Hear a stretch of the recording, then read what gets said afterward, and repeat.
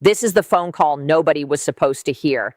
For 30 years, Canada has been the quiet partner, the reliable ally, the neighbor who never complained, never pushed back, and never said no.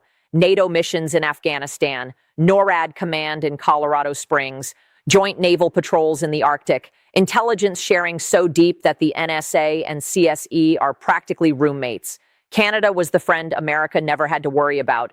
But as of 6 a.m. this morning, Wednesday, March 11th, 2026, that friendship just ended. Breaking news out of Ottawa has sent the Pentagon into a state of controlled panic.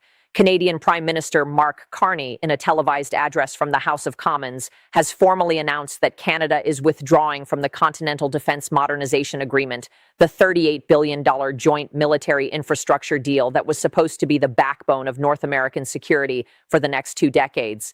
This is not a negotiation tactic. This is not a bluff. This is a sovereign nation telling the most powerful military on Earth to find another partner. The agreement, signed in principle in late 2024 and ratified by Parliament in early 2025, covered everything. We are talking about early warning radar stations across the Canadian Arctic. We are talking about joint cyber defense operations in Halifax and San Diego. We are talking about shared satellite surveillance networks monitoring Russian and Chinese submarine activity under the polar ice cap. We are talking about $14.2 billion in American defense contracts with Canadian aerospace firms, including Bombardier, CAE, and MDA Space. All of it gone. In a single morning, sources inside the Canadian Department of National Defense tell us the decision was made at an emergency cabinet meeting at 11 p.m. last night, after what one senior official described as the final insult from Washington. In this special report, we are going to break down exactly what triggered this rupture. We are going to examine the military assets now in limbo. We are going to explain why the Pentagon is calling this the most significant breach in continental defense since Pearl Harbor. And we are going to answer the question that nobody in Washington wants to ask out loud. Can the United States actually defend its own northern border without Canada? Buckle up. The maps just changed. To understand why Ottawa walked away this morning, we have to go back to the series of escalations that turned a trade dispute into a full-blown security crisis. Remember the 25% tariffs on Canadian aluminum and steel that the White House reimposed in February 2026? That was the first crack. Canada retaliated with $16 billion in counter tariffs on American bourbon, agricultural machinery, and Florida citrus, standard trade war mechanics. Painful, but survivable. But then the White House did something unprecedented. On March 3rd, 2026, the Commerce Department issued an executive determination classifying Canadian potash exports as a national security threat under Section 232 of the Trade Expansion Act. Potash, fertilizer, the stuff that makes corn grow. Canada supplies 41% of American potash imports. Saskatchewan alone produces more potash than every other country on Earth except Russia and Belarus. The classification triggered automatic sanctions protocols. Canadian potash shipments were subjected to 50% tariffs overnight. The Canpotex Consortium, which handles 90% of Canadian potash exports, saw $3.8 billion in contracts frozen in 72 hours. Farmers in Iowa, Nebraska, and Kansas were staring at fertilizer prices that doubled before spring planting. But here is where it gets truly dangerous, and this is what the mainstream media is not telling you. Buried inside the Section 232 determination was a clause authorizing the Department of Defense to invoke emergency procurement authority over Canadian mineral exports deemed essential to national security. In plain English, the White House gave itself the legal framework to compel Canadian companies to sell potash to the United States at prices set by Washington, not by the market. Ottawa read this for what it was. It was not a tariff. It was a seizure mechanism. It was the legal architecture for economic colonization, and it was directed at America's closest ally. Sources inside the Privy Council office say Prime Minister Carney's exact words when he was briefed on the clause were, quote, "They are treating us like a vassal state. If they want to be an empire, they can defend their own borders," end quote. That briefing happened on March 6th. 5 days later, the defense agreement is dead. And here is where it really gets serious. The Continental Defense Modernization Agreement was not just a handshake deal. It was an integrated command architecture. Canadian and American military systems are wired together at the most fundamental level. The North Warning System, the chain of 47 radar stations stretching from Alaska to Labrador, runs on joint Canadian-American infrastructure. 23 of those stations sit on Canadian sovereign territory. Under the agreement, the United States was funding $8.6 billion in upgrades to these stations, replacing Cold War-era radars with next-generation over-the-horizon systems capable of detecting hypersonic missiles launched from Russian submarines in the Arctic Ocean. Without those upgrades, the Northern Radar Shield has a blind spot the size of Western Europe. The current systems cannot track anything moving faster than Mach 5, and Russia's Zircon missile travels at Mach 9. That is not a gap, that is an open door. The Royal Canadian Air Force was also set to integrate its CF-18 replacement fleet, 88 Lockheed Martin F-35A Lightning IIs, into a joint continental air defense network with American F-22s and F-35s based in Alaska and the northern tier states. The data sharing protocols, the friend or foe identification systems, the tanker coordination, all of it was built into the modernization agreement. Canada has now suspended all data sharing under NORAD modernization protocols until, quote, the bilateral relationship is restored to a foundation of mutual respect and economic sovereignty, end quote. Don't go anywhere. The most explosive part is coming next. What does the Pentagon actually lose? Let us walk through the military assets that are now frozen. Target 1, the Arctic Early Warning Network. Without Canadian cooperation, the United States cannot monitor the Polar Approach Corridor. This is the flight path that Russian Tupolev Tu-160 bombers and submarine-launched ballistic missiles would use in a first strike scenario. The radar stations on Canadian soil are not optional. They are the tripwire. Without them, American interceptor missiles at Fort Greely, Alaska, are firing blind. Target 2, the Joint Cyber Defense Center in Halifax. This facility, which became operational in January 2026, was processing 4.2 million threat signatures per day from Russian and Chinese state-sponsored hacking groups targeting North American power grids, water treatment systems, and financial networks. The Canadian Communications Security Establishment was sharing real-time intelligence with the NSA through this facility. That pipeline is now shut. Target 3, submarine surveillance in the Northwest Passage. As Arctic ice melts, the Northwest Passage is becoming navigable for Russian and Chinese submarines. Canada and the United States were deploying a network of SOSUS-derived acoustic sensors along the ocean floor. The sensors on the Canadian side of the maritime boundary are now under exclusive Canadian control. The United States just lost ears in one of the most strategically critical waterways on the planet. Target 4, the Defense Industrial Base. $14.2 billion in contracts. CAE, the Montreal company that builds flight simulators for every branch of the American military, had $2.1 billion in active orders. MDA Space, which manufactures the robotic arms and satellite servicing systems for the U.S. Space Force, had $3.4 billion pending. Bombardier's Defense Division was building surveillance aircraft for the Coast Guard. Every single one of these contracts is now under review by Ottawa's Export Control Board. The Canadian government has the legal authority to block defense exports to any nation that imposes sanctions on Canadian industries, and that is exactly what the Section 232 Potash Determination did. Here is where the situation becomes a constitutional crisis for the United States. NORAD, the North American Aerospace Defense Command, is a binational organization. Its headquarters are inside Cheyenne Mountain in Colorado, and its deputy commander has always been a Canadian three-star general. The NORAD agreement is separate from the Continental Defense Modernization Agreement, but the two are deeply interconnected. Canada has not withdrawn from NORAD itself, not yet. But sources at the Canadian Joint Operations Command in Ottawa say that the Deputy Commander, Lieutenant General Marie-Claire Bouchard, has been recalled to Ottawa for consultations, an extraordinary step that has not occurred since the NORAD agreement was signed in 1958. The Deputy Commander's chair at Cheyenne Mountain is empty. Let that sink in. The number 2 officer in America's Continental Defense Command has left the building.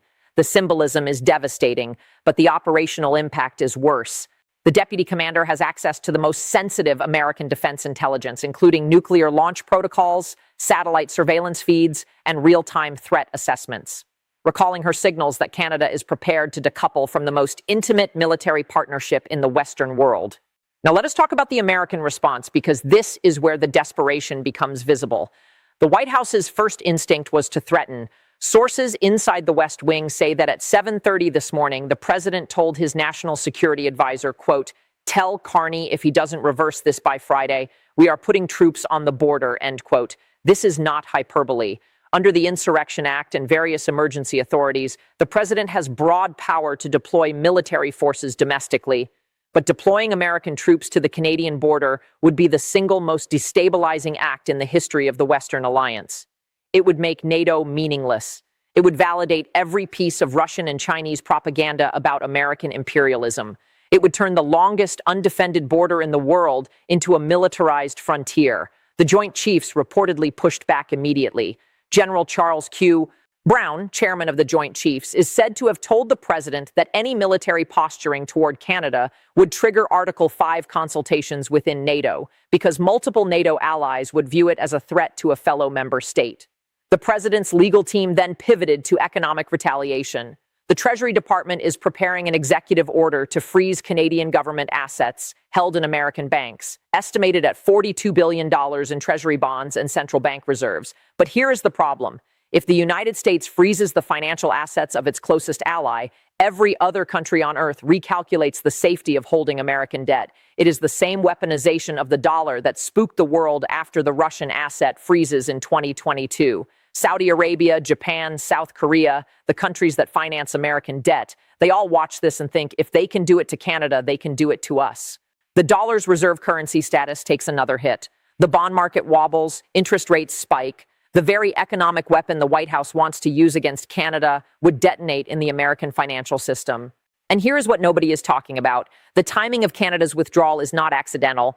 Ottawa chose this week because the Senate Armed Services Committee is in the middle of confirmation hearings for 3 critical Pentagon positions that have been vacant since the last round of political firings.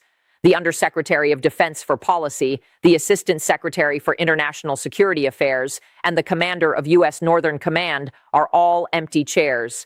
The people who would normally manage a crisis like this do not exist yet. The institutional capacity of the Pentagon to respond to a Canadian withdrawal is at its lowest point in modern history.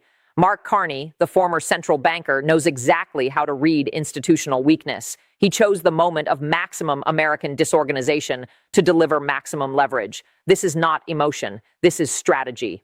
This is a man who managed the Bank of Canada through the 2008 financial crisis and then ran the Bank of England through Brexit. He understands systemic pressure better than anyone in the White House right now. Let us push the scenario to the extreme. What happens if this rupture becomes permanent?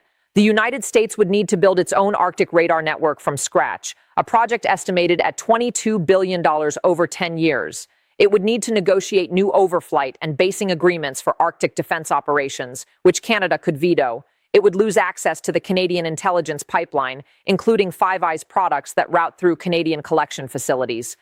The CIA's Signals Intelligence Station in Leitrim, Ontario, which monitors communications across the entire eastern Arctic, would go dark for American analysts. The defense industrial disruption alone would set back weapons programs by 3 to 5 years. But here is the deeper wound. The United States has built its entire continental defense posture on the assumption that Canada is a permanent, unconditional ally.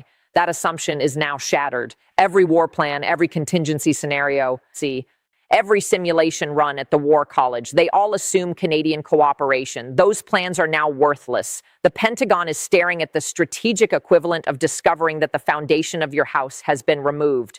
The structure is still standing, but only because nobody has pushed it yet. How does this play domestically? For the MAGA base, the instinct is to dismiss Canada. They are a small country. We do not need them. But the numbers tell a different story. Canada is the #1 export market for 36 American states. The bilateral trade relationship is worth $920 billion a year. 2 million American jobs depend directly on Canadian trade. The auto industry in Michigan and Ohio is integrated with Ontario at the component level. A Ford F-150 crosses the border 6 times before it is finished. If Canada retaliates further with export restrictions on critical minerals like nickel, cobalt, and uranium, the American electric vehicle industry and nuclear energy sector face supply chain catastrophe. For the donor class, the defense industrialists and Wall Street strategists who funded the campaign, this is the nightmare scenario. They sold the president on tariffs as leverage. They did not sign up for the collapse of the continental defense architecture. Behind closed doors, Republican senators are furious. Sources on Capitol Hill say that Senator Roger Wicker of Mississippi, the chair of the Armed Services Committee, told colleagues, quote, "We just handed Putin and Xi the greatest gift they could have asked for, and we did it to ourselves over fertilizer," end quote. What does Moscow think when it sees this? What does Beijing think? They see the Western alliance fracturing from the inside. They see the northern approach to the American homeland undefended. They see an opportunity. Russia has been increasing Arctic military activity for 5 straight years. They opened 6 new military bases above the Arctic Circle. They have nuclear-capable submarines patrolling under the polar ice. Every single Russian Arctic war game includes a scenario where they exploit a gap in the North Warning System. Canada just created that gap. China has declared itself a near-Arctic state and is building icebreakers at a rate that dwarfs both Canada and the United States combined. Their interest in the Northwest Passage is not academic. It is commercial and military. A fractured North American defense posture invites exactly the kind of probing and testing that leads to miscalculation and escalation. The geopolitical cost of this trade war just went from billions to existential. This is not just a diplomatic spat. This is the stress test of the North American security architecture that has kept this continent safe since 1958.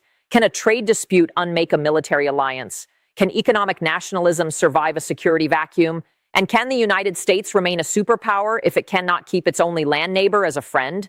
We are in uncharted waters. The maps are being redrawn. The radar screens are going dark. Watch the Arctic surveillance feeds over the next 72 hours.